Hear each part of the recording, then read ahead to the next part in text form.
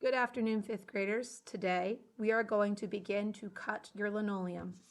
So first, we went over briefly some safety rules for linoleum cutting. And this is just a heads up to you. Remember, this is your one block. There are no exceptions. If you are careless or thwap it or break it or anything like that, too bad. You will still do your project. It will be in pieces, but that is all that you get. So be careful you are not doing the wrong thing because you are careless or you are bored. I learned my lesson the hard way. I wasn't paying attention and I was rushing and I hurt myself pretty bad. This can hurt you. So if I notice, students, that you are refusing to follow these rules, I will take away your tool and you will do an alternative assignment in the hall. Your folks at home will be notified. And it is not that I am mad. It is not that I don't care or I'm trying to be mean. It's because my first responsibility is to keep you safe. I want to do something that's really unique, but my first responsibility is to keep you safe. So the tools that you will need are this thing. It's called a bench pin, your linoleum block, and a gouge. It has a V-shaped cutter on the end, and it's that piece that is sharp. When you use your block, it always sits against the back of your bench pin so that when you carve away, you're always pushing the blade away from your body.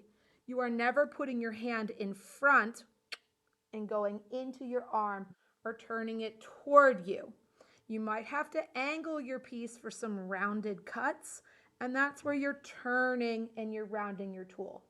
You want to let your hand glide across the surface. Observe. Like an ice skate. It is not a shovel for scooping. You don't have to go very deep, and you do not have to remove every single piece of linoleum from the background space. Here, students, I am carving away the area that is the unmarkered piece on my print. But some of you might be carving out the marker line to get a negative image. Whatever you don't carve away, students, is what will print in ink like a stamp on your piece. So what I like to do is I'm really thinking like, okay, what do I not want to print? That's the area around my marker on this one, but on some of yours, it's the area with the marker. And I glide that blade around first like the perimeter of my piece. I'm taking it out in little lines. I don't have to go deep. I'm not scooping. Again, ice skate across the top. If you scoop, I take away your blade. It's that easy. This is a scoop. No good. Do not go that deep. Number one, you're ruining the integrity of your block. That means that it's going to fall apart because you've removed too much material. I'm pushing away from me, and I'm always carving away the outside, okay, the areas that I don't want to print. As I need to turn, I'm turning it. When I need, if a piece of linoleum gets stuck like halfway in here, I give it a tap to get it out. I'm never taking my fingers and sliding it off. I'm also not choking up my hand at the top. You need to hold your hand so that your fingers are on the red part, that is the grip, so that you do not slip. Gliding across the surface of my linoleum. And if you make a mistake, you carve away a bit of the wrong piece, too bad, so sad. This is one of those things that you're going to have to deal with in your block print, right? You are learning, now the training wheels are coming off, students, how to deal with mistakes. And that's part of life.